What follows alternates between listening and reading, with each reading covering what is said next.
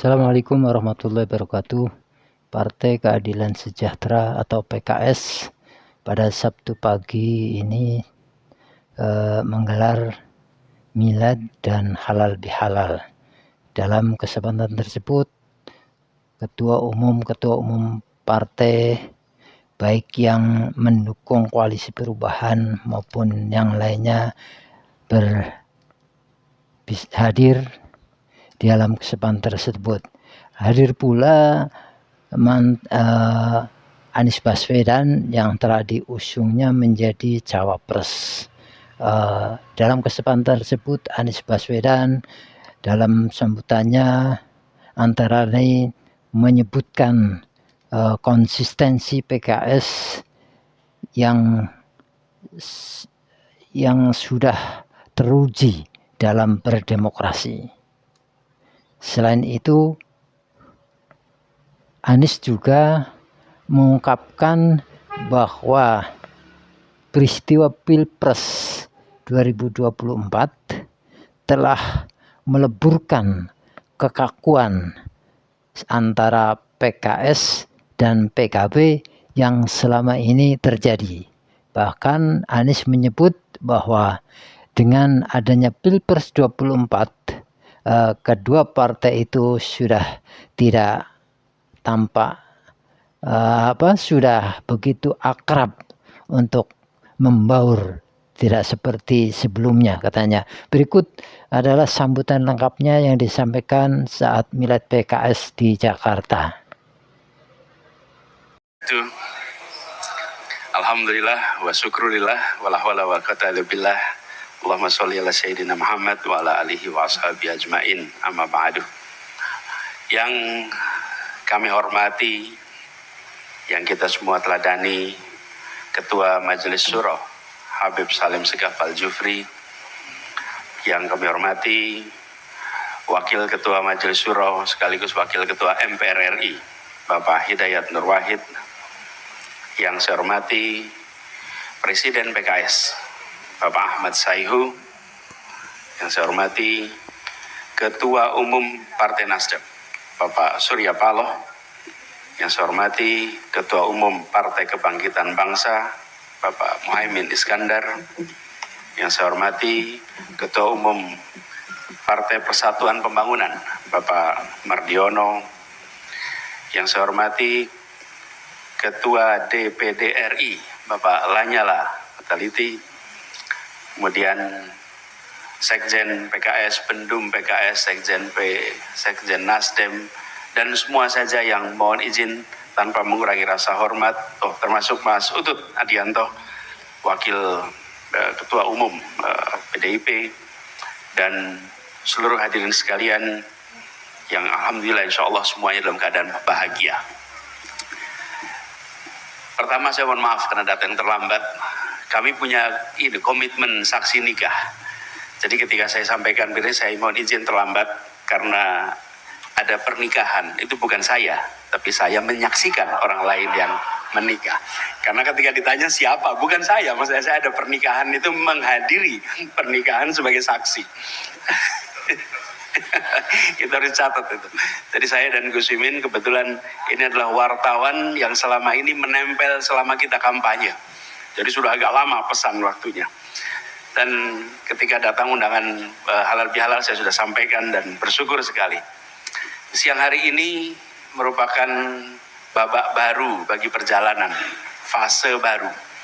22 tahun PKS berjuang, dan 22 tahun itu diiringi dengan catatan rekam jejak konsistensi. Berdemokrasi itu salah satunya adalah siap untuk berada di dalam pemerintahan dan selalu siap untuk berada di luar pemerintahan. PKS telah memberikan keteladanan berdemokrasi dengan menunjukkan sikap ketika berada di dalam posisi pemerintah, jalankan tugas dengan sebaik-baiknya, dan ketika berada di luar, konsisten untuk menjadi mitra sebagai oposisi. Ini adalah rekam jejak yang tadi juga disampaikan oleh Pak Surya Paloh. Ada dinamika dalam dan luar. Dan sekarang ada persimpangan jalan baru. Kita masuk oleh persimpangan jalan baru. Yang lain sudah tahu akan ambil belokan yang mana. Kita menunggu PKS ambil yang mana. Kita tunggu PKS ambil yang mana. Tapi yang pasti adalah konsistensi itu adalah salah satu karakter dari PKS. Dan saya merasakan, kami berjuang bersama-sama di Jakarta. Dari 2016 terus sampai sekarang. Beberapa karakter khas dari kader PKS. Ketekunan, keteguhan, konsistensi, kerja keras, ikhlas, sanggup bekerja dalam senyap dan siap untuk mengerjakan apa saja. Itu apa saja dalam artian setiap tugas diberikan, tak lihat posisi, tak lihat jabatan, semua dikerjakan. Foto Pak Saihu menjaga TPS yang tidur sampai larut malam itu beredar sampai kemana-mana. Bayangkan posisinya adalah ketua umum tapi ikut jagain TPS sampai larut malam, sampai all out. Itu menjadi contoh karakter kader-kader PKS. Dan ini suatu ketekunan, keteguhan yang bisa menjadi contoh. Bukan semata-mata partai sebagai kendaraan untuk pribadi-pribadi berbagai kepentingan, tapi partai sebagai tempat untuk penumbuh kembangan kader, pengembangan kepemimpinan kader, pengembangan seluruh potensi kader. Dan 22 tahun ini dijalani dengan catatan yang gemilang. Karena itu kita menyampaikan selamat bukan sekedar miladnya, tapi selamat atas konsistensinya selama 22 tahun ini. Dan ke depan kita berharap PKS terus menjadi contoh. Perjalanan Republik ini masih panjang. Dan siapapun yang berada di wilayah pengambilan keputusan sadar bahwa lahan pengabdian itu masih panjang sekali. Usia partai ini juga tidak sama dengan usia badan manusia. Partai ini punya usia yang jauh lebih panjang. Karena itulah kita harus melihat apa yang sudah dikerjakan kemarin sebagai pondasi rekam jejak untuk menata ke depan, untuk terus medan pengabdian yang tidak pernah berhenti. Kami sendiri, saya rasa Gus Muhaimin juga merasakan yang sama. Selama perjuangan beberapa bulan ini menyaksikan betul militansi, kerja keras seluruh kader PKS di dalam perjuangan Pileg dan Pilpres kemarin. Di semua lokasi tanpa beda. Dan ketahanan, ketangguhan dalam perjuangan ini membekas di kita semua.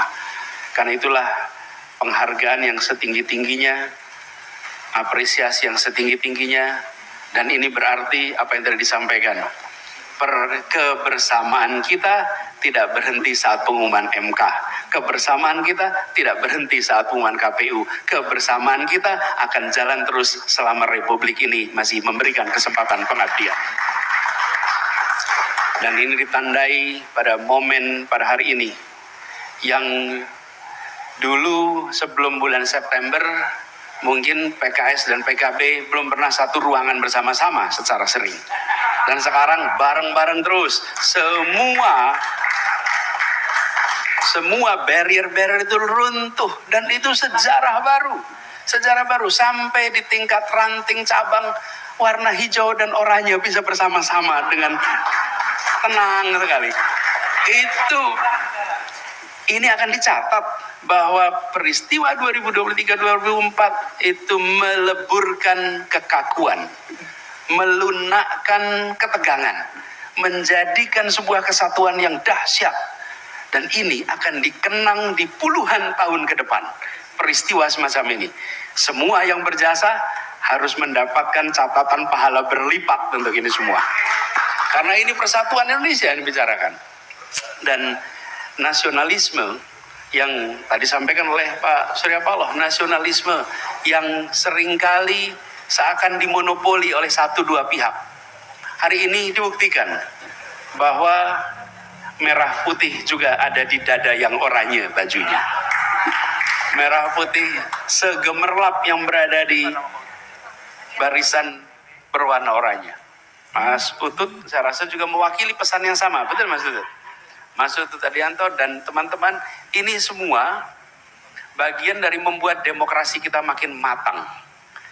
Ada perbedaan, tapi kematangan berdemokrasi ditentukan oleh kemampuan kita untuk menakar ambang batas di mana sebuah perseteruan tidak diteruskan. Ambang batas itulah yang membuat kita bisa dewasa. Ketika ambang batas itu lewat, maka berbagai kepentingan rusak.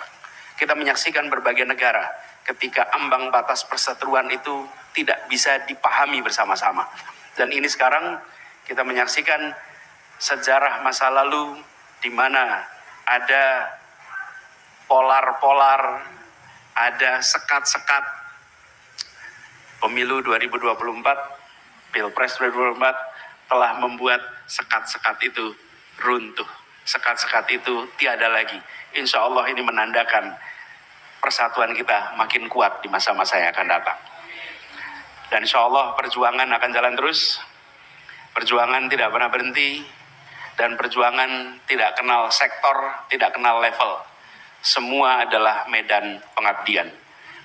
Baik kanan, kiri, atas, bawah, semua adalah medan pengabdian. Insya Allah kita akan terus berjuang bersama, terus membuat perubahan, terus mendorong agenda keadilan, terus mendorong agenda kesetaraan untuk Indonesia yang makin bersatu, Indonesia yang makin makmur untuk semua. Demikian sambutan dari kami izinkan mengakhiri dalam rangka halal